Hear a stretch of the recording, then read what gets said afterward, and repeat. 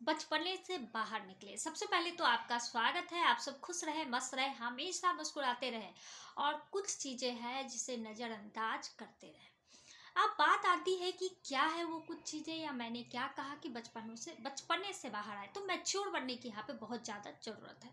हम लोग अक्सर बातें करते हैं या सुनते हैं कि कोई भी बच्चों के बारे में भी कि वो समय से पहले कितना मैच्योर हो गया।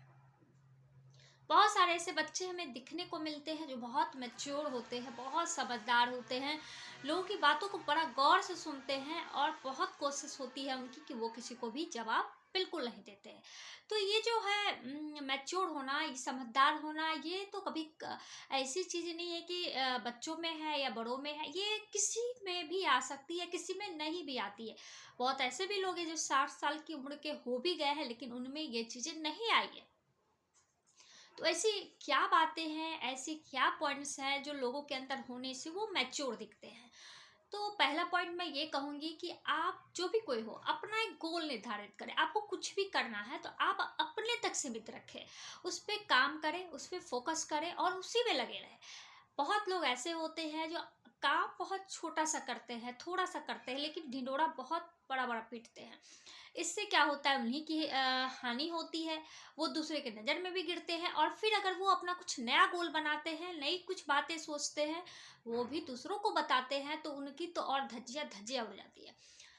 तो मेल मिला के यही है बस कि हमें जो भी करना है वो एक निर्धारित समय सीमा के अकॉर्डिंग तो करनी ही करनी है।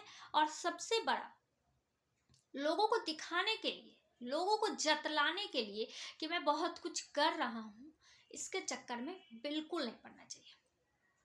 अब दूसरी बात आती है कि कम बोलना चाहिए और ज़्यादा सुनना चाहिए।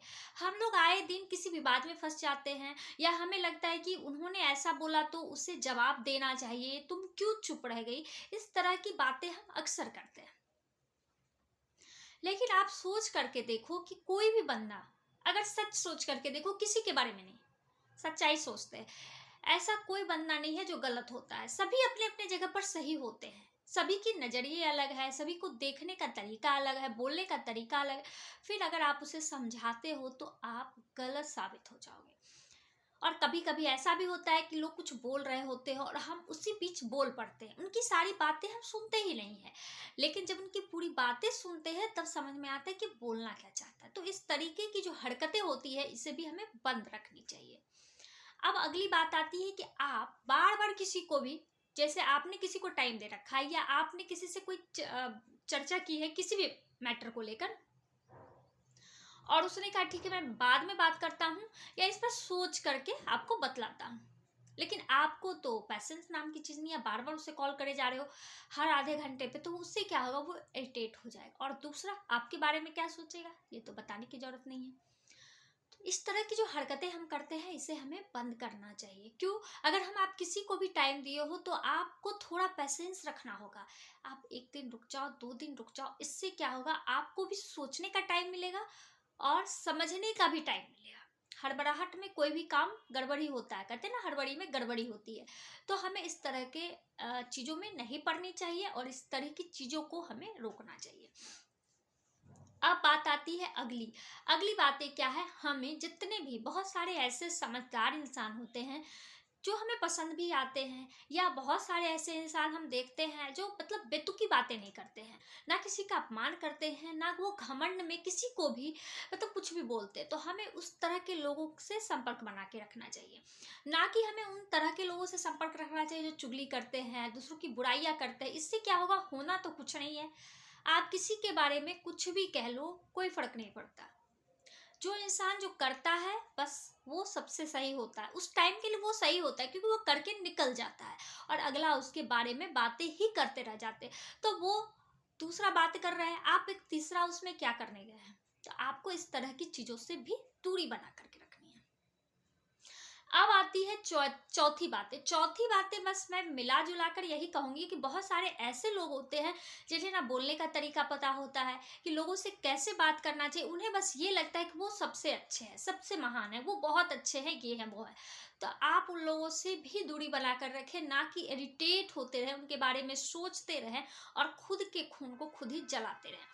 क्योंकि ऐसा करने से क्या होता है, हम अपनी आई जो ज़िंदगी में हमारे बहुत कुछ चल रहे होते हैं उन पे हम गौर ही नहीं कर पाते, और उनकी वही छोटी ओछी बातों पर हम ध्यान दिए रहते हैं और अपना पूरा दिन मूड खराब किए हुए रहते हैं। बहुत सारे ऐसे परिवार के मेंबर भी होते हैं, तो खास करके परिवार के मेंबर ज़्यादा होते हैं जिससे हमें प्रभाव पड़ता है, जिसका हमें असर होता है, क्योंकि हम लोग जब एक जगह इकट्ठा होते हैं तो उनकी बातों से हम पर बहुत असर पड़ता है। हमें ये लगता है कि नहीं, उन्हें इस तरह से नहीं बोलना चाहिए। और मैं तो बस यही कहूँगी कि कोई भी इंसान हो, उन्हें अच्छा बोलना चाहिए, संभल कर बोलना चाहिए और सोच करके बोलना चाहिए। आप जैसे हो वैसे ठीक हो। अगर आप अपनी जगह सही हो तो दूसरा गलत कैसे हो सकता है। अब पांचवा पॉइंट आता है कि आप, हम जो भी कोई हो, अपनी जो असफलता है, अपनी जो नाकामयाबी है, इसका ब्लेम जो हम दूसरे पर लगाते हैं, ये लगाना सबसे पहले बंद करें। क्योंकि कोई कुछ नहीं करता। हम कहते हैं ना कि किसी ने मुझे समझाया नहीं, किसी ने हमें रास्ता दिखाया नहीं। अरे आप जो कर रहे हो सकता है वो अगले के लिए पहली बार होता है। ऐसा नहीं कि अगर कोई उस दौर से गुजर चुका है तो उसे पूरी चीज़ों का अवलोकन हो चुका होता है, ऐसा नहीं होता है। और सबका नज़रिया अलग अलग होता है, लोगों का मतलब जो होता है ना, बोलने का तरीका अलग होता है, लोगों के समझने के तरीके अलग होते हैं। तो आप अगर दूसरों से उम्मीद लगाए बैठे हो कि दूसरे आपकी पूरी ज़िंदगी को सही कर सकता है, तो ये आप गलत हो। कोई भी हो, माता पिता ही क्यों ना हो, कोई भी हो, अपना ही क्यों ना हो, हर लोग बस ये सोचते हैं कि मेरा बच्चा, मेरी बच्ची समझदार हो गई है, अब वो ऐसी गलती नहीं करेगी। लेकिन अगर आप करते हो तो आप दूसरे पर ब्लेम लगाकर क्या साबित करना चाहते हो। और सबसे सबसे बड़ी बात मैं कहूँ कि ब्लेम लगाने में जो आप टाइम वेस्ट कर रहे हो, इससे अच्छा है कि आप आगे बढ़ो, कुछ नया करने की सोचो, और जो आपने गलती कर रखी है उस गलती से सीखते हुए आगे बढ़ो। आपको जो अनुभव प्राप्त होगा, आपको कभी भी किसी की भी जरूरत नहीं होगी। तो इस तरीके से हम नासमझ बनने से बच सकते हैं। और कुछ बातें हैं जो हम दिखावे में करते हैं, लोगों को तकलीफ देते हैं और लोगों को इरिटेट भी करते हैं, तो ये सारी चीज़ें, हरकतें हमें बंद करनी चाहिए। हम ऐसे भी समझदार हो जाएंगे। हम अपने में मग्न रहेंगे, अपने काम पर ध्यान देंगे, अपने पर फोकस करेंगे और खुद को आगे बढ़ाने की अगर सोचेंगे ना, तो हम ऐसे भी समझदार हैं। तो फिर हमें किसी भी ज्ञान की, किसी भी मोटिवेशनल चीज़ों की ज़रूरत तो कभी पड़ने वाली नहीं है। और सबसे बड़ी बात, आप अपने परिवार, अपने बच्चों और आपसे जो प्यार करते हैं, उनके बीच की जो चुप्पी है उसे भी समझने की कोशिश करें। आप अगर समझना शुरू कर देंगे तो वैसे भी समझदार है। चलिए, मेरी बातें आपको कैसी लगती है तो प्लीज़ ज़रूर बताएं। आप लोग तो लाइक करते बहुत कम हो, कोई बात नहीं, हो सकता है मेरी बातें आपको अच्छी नहीं लगती होगी। लेकिन हाँ, जो भी नए हैं प्लीज़ सब्सक्राइब करें, और जिन्होंने सब्सक्राइब कर रखा और जो मेरे इस चैनल को देखते हैं, लगातार देखते हैं, मैं उन्हें थैंक यू कहूँगी, तहे दिल से थैंक यू कहूँगी। और ये सभी देखने और सब्सक्राइब करने, लाइक करने की बात तो है ही, लेकिन सबसे बड़ी बात, अगर आपके जीवन में इसका कुछ भी प्रभाव पड़ता है, कुछ भी अच्छा होता है, तो इसके लिए तो और अच्छी बात है। चलिए, बाय बाय, थैंक यू।